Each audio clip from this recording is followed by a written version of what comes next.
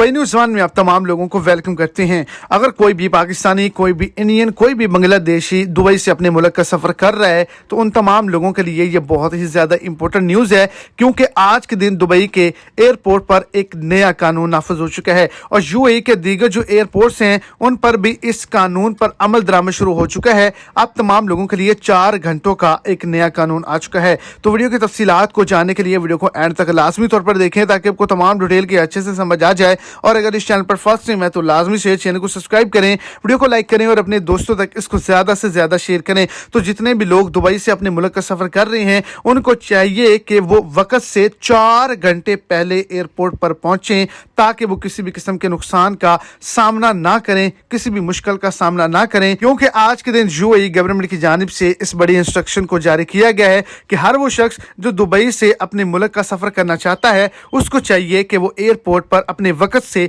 4 घंटे पहले पहुंचे।